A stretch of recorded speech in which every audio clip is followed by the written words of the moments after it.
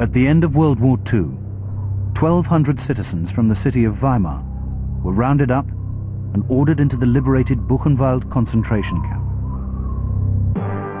The US Army wanted them to witness a horrifying collection of artifacts found among thousands of dying prisoners. There are 2 heads which have been shrunk to 1/5 their normal size. These and other exhibits of Nazi origin are shown to the townspeople. On a table for all to gaze upon is a lampshade made of human skin, made at the request of an SS officer's wife. That officer's wife was Ilse Koch. Her husband was the commander of Buchenwald. Together, they presided over the camp in which 100,000 people died. She would personally select prisoners, sentence them to death, and force fellow inmates to decorate their skins for her amusement. She was even worse than some of the SS. She was a sadist, she used to enjoy it. She was known as the bitch of Buchenwald.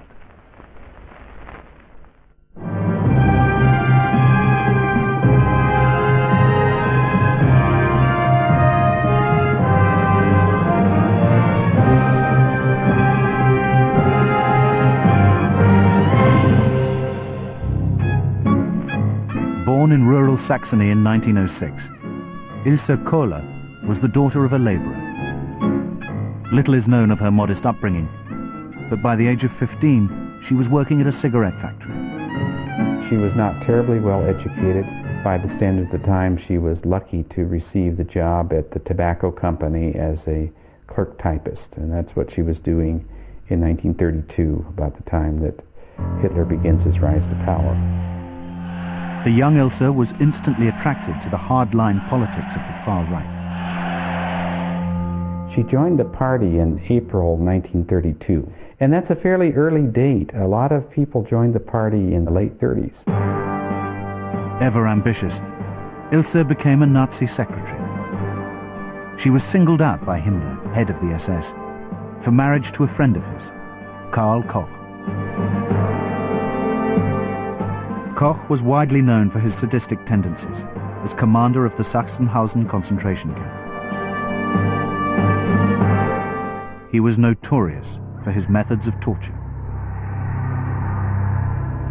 Himmler liked Koch and viewed him as a protege, viewed him in many ways as a model concentration camp commander, often held him up to other commanders as the one to emulate. They were the perfect Nazi couple. One evening in 1936, the couple married in a grove of oak trees. Ilse was 30, Karl 10 years older. His new bride didn't mind Karl's reputation as a cruel disciplinarian. She believed in her husband and was proud to have risen from the working classes to the Nazi elite.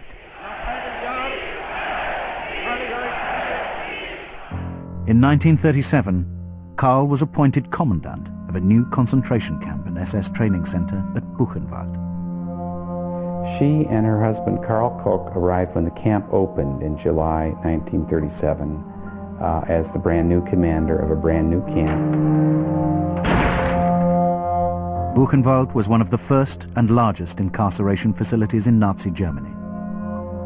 It was a hostile, isolated place on the outskirts of Weimar.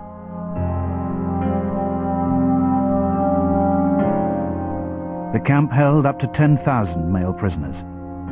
They were a mixture of Jews, Russians, Eastern Europeans and political opponents. The weak were killed, and the healthy worked to death. The camp was for hard labor, not extermination. Unlike Auschwitz, gas chambers weren't needed. Life expectancy was 3 months. As the wife of the commandant, Ilse led a life of luxury and privilege with her 2 children. All around her, brutality and degradation thrived.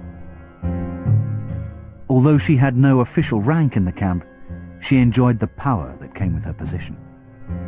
She took it on herself to mingle in the camp's running and affairs. And it was that process that gave her the nickname among the prisoners of commandeuse, the woman commander. The prisoners were ruled by fear. Life was worthless and murder a daily occurrence. I think Ilse Koch was drawn into that. I think along with her husband, she began to believe that they could punish Germany's enemies in any form, however humiliating, however degrading it might be. In fact, the more humiliating, the better. Imagine a system where the rule of law does not prevail, where in concentration camps there are no laws other than the laws which are the whim of the people running the place. Terrifying, but perhaps for the people actually running the place, exhilarating. As the prisoners lived in fear of their lives, the Kochs lived in luxury. They built their dream home just outside the perimeter fence.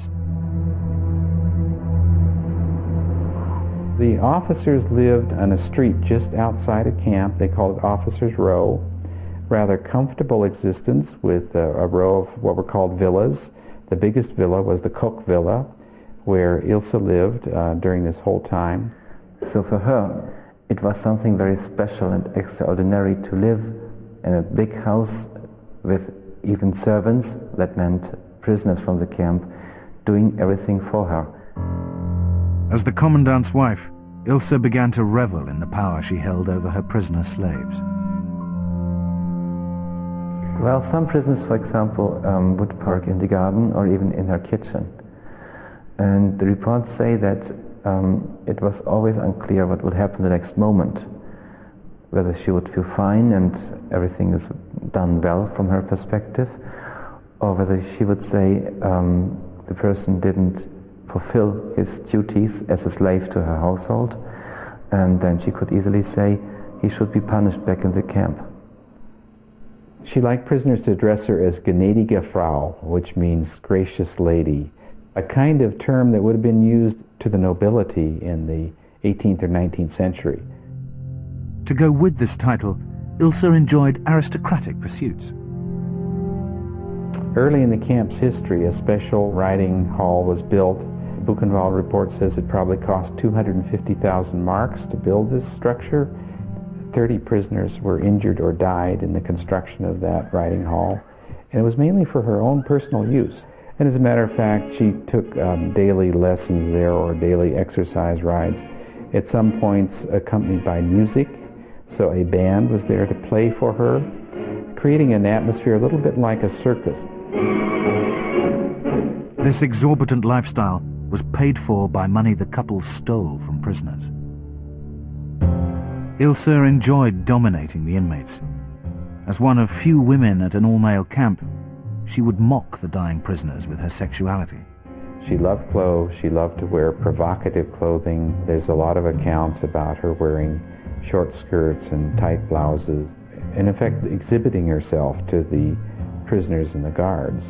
She had an ongoing quarrel with several of the officers' wives, and I think became increasingly an isolated figure among them because she was so different from the rest and so showy. She would be lying in bed with a nightgown on or very, very flimsy clothing and ask the male prisoners to come and serve her or bring her food and other things. And obviously she wanted to show herself off. She wanted her body to be seen by these prisoners. So she liked to tease. Unlike other German women, Ilse didn't have to do any housework. In the Nazi ideal home, a housewife would spend a great deal of her day on chores. But if you live in a really privileged household, and of course the SS was the aristocracy in Nazi Germany, then you don't have these chores. And so all you can really do is amuse yourself. And different people amuse themselves in different ways. Some may read, listen to music, and others may go out and view concentration camp prisoners being put through their paces. She was interested in watching the punishments and did take part in that, and often ordered prisoners to be punished. One time when a work detail went by the Koch villa, she ordered them punished because some of the men had stared at her. Ironically enough, she wanted them to stare at her, and that was the whole point of the provocative clothing. But any male prisoner who dared stare at the commandant's wife often had lashes or punishment, or perhaps even sent to the cell block, which often meant death. With time on her hands, she looked to the camp for entertainment. New prisoners had to spend their first night standing naked in the square. One of the famous stories in the Buchenwald report is that she and some officers' wives went to watch male prisoners who were standing naked at roll call, and apparently took great interest in what she saw. Temperatures could go down to 20 centigrades minus. Lots of snow, and even then prisoners would have to stay on the roll call place sometimes for hours, not only to be counted but also to punish. And some really decided better to run into the electric fence and to commit suicide to survive under these conditions. While starving prisoners were committing suicide, the Kochs went short of nothing. At one point, several prisoners went into her cellar, and they were supposed to shovel coal. And they happened to see that there were rows of bottles of wine and champagne. There were hams. There were other kinds of foodstuffs that were extremely scarce. And I think the prisoners were shocked when they discovered that. Yes, I sometimes used to look out through the fence and seen sometimes civilian people pass, and I thought to myself, these people are free, they eat, they're human beings, and we were treated as subhumans. As the Nazi war machine became bogged down on the Eastern Front, Ilse was treating her death camp like a playground. This was only the beginning of Ilse's terror. There was a far more gruesome side to her that was about to be unleashed. Ilse Koch, the camp commandant's wife, was so feared by the prisoners that she was known as the bitch of Buchenwald. New arrivals quickly learnt why she was called the bitch. We arrived in Buchenwald half dead, hardly walking. The SS allowed us to go in for a shower, and then they disinfected us with a disinfectant powder, and then we got some clothes on, and I was put into a barrack with some Russian prisoners of war. Well, everybody was talking about it, and some of the prisoners, you know, when they passed the square, the big square there, they're terrified because she could lash out just at anybody. Ilse wasn't content with the daily physical and mental abuse she dished out to prisoners.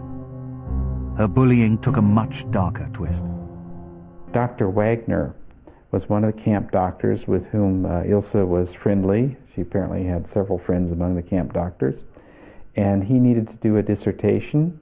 The topic for his dissertation was tattooing. He was supposed to find out if tattooing was an indicator of criminal behavior. And so began the project of collecting tattoos from the skin of prisoners. It was the wife of the commandant, it was Ilse Koch, who suggested the project and suggested collecting the tattooed skin. Ilse used this study to create one of the most enduring and revolting works of the Third Reich. She began using prisoners' skin to make lampshades and book covers. She preferred to choose her victims personally. The prisoners alleged that she would go to places like the quarry on horseback and watch them work, often without shirts on, and that she would identify a prisoner with an interesting tattoo, write his number down. A day or two later, that prisoner would end up dead. When we arrived in Buchenwald from Auschwitz, we were a bit worried because we heard that people who came with numbers from Auschwitz on their arm, if she liked the number, she used to send them into the place to have it cut out and put it on the lampshades. Ilse commandeered the camp workshops to produce these artifacts. Prisoners were forced to decorate the skins of their dead comrades. Apparently many of the objects of human skin were given away as gifts, and there was a special workshop, an artist studio actually, at Buchenwald. They bound books and they created works of art, many of which are shipped to other camps. The Buchenwald doctors were indulging in other bizarre experimentation. The pathology lab had several shrunken heads. Why they prepared them is hard to imagine. There's something barbaric about that too, but apparently one of the camp doctors had read about how South Sea Islanders did this. He decided to try it on a prisoner. These heads were said to have decorated Ilse's dining room, where she entertained guests and played with her children. For those who didn't witness these macabre objects, their existence seems hard to believe. Frankly, if I didn't know what else went on at the camp at the same time, I too might doubt it. But having seen examples of medical experiments where they took organs out of living prisoners, where they had the typhus block and they experimented with typhus, where they operated on homosexuals to change their sexual orientation, where they burned prisoners with phosphorus to see how to treat phosphorus wounds, where they shot prisoners with poison bullets. When all of these things are going on at Buchenwald camp as a matter of routine business, then the existence of these skins in the pathology lab is not so unusual. The prisoners who weren't victims of experiments faced a battle for survival. On a Sunday we used to get 2 boiled potatoes and jackets, and I couldn't eat the peels because it used to burn me. I was very thin, just like a skeleton, and as I started peeling, some Hungarian Jews came in and held their hand underneath as I was peeling and taking the peels and eating it. And I felt somehow,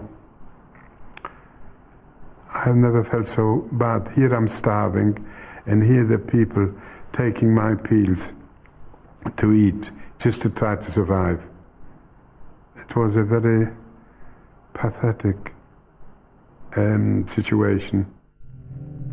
In total contrast to the emaciated prisoners, the high-living Koch stepped up their racketeering. They stole gold teeth and jewelry from the prisoners and deposited the plunder in secret Swiss bank accounts. Her husband and she were trying to grab as much as they could from their position. That means they also came into conflict with rules of the SS itself. I think one of the key factors in the fall of the Kochs is that many of the camp guards witnessed this corruption and resented it to some extent, that the Kochs were using embezzled funds to enjoy a very lavish lifestyle. He bought a big car, he bought a boat, bought a house on a lake, all this on a salary that was a modest salary, at least officially. People began to ask questions, where is the money coming from? In 1942, the couple were charged with corruption by an SS court. Karl took the blame and was sent to run a Polish extermination camp to be sentenced at a later date. Ilse Koch was acquitted of charges of misuse of funds, although her involvement, I think her involvement is clear by her being included in the trial in the first place, that many SS officers believed that she did take part in running of the camp and certainly knew about many of the corrupt elements of the Koch administration. Ilse remained at the camp. With her husband out of the picture, she sought male allies. She had affairs with several high-ranking SS officers. Some of the men worked outside the fence and the SS barracks and so on, and they brought back stories also about her sexuality and that she was going with all different SS men and officers. In 1944, Karl returned to Buchenwald to face trial for corruption. Torture and murder was nothing compared to ripping off the Reich. On a cold morning in April 1945, Karl was taken outside and shot in the yard of his own camp. As the Russians advanced and the Third Reich began to crumble, Ilse realized her days of indulgence were over. She attempted to melt back into the German population and joined thousands heading westwards, looking for safety from the Allies. On the 10th of April 1945, the US Army entered Buchenwald.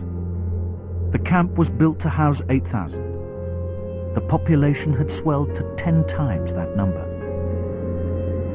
100,000 people had died at the camp in 7 years. Well, the American liberators, when they first walked into the camp, were shocked by what they saw. They were absolutely stunned.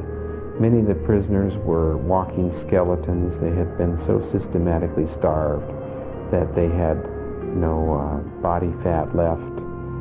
One of the French generals told the Americans that he normally weighed 170 pounds, and he weighed at that time 85 pounds. They found corpses lying around beside the crematorium, for example, and lots of people stuck in these overcrowded barracks in the little camp. This was so shocking for them that General Patton ordered that the people from Weimar, more than 1,000, mostly Nazi party members, should be sent up here to see what happened up here. 1,200 civilians walked from the neighboring city of Weimar to begin a forced tour of the camp. There are many smiling faces, and according to observers, at first the Germans act as though this was something being staged for their benefit.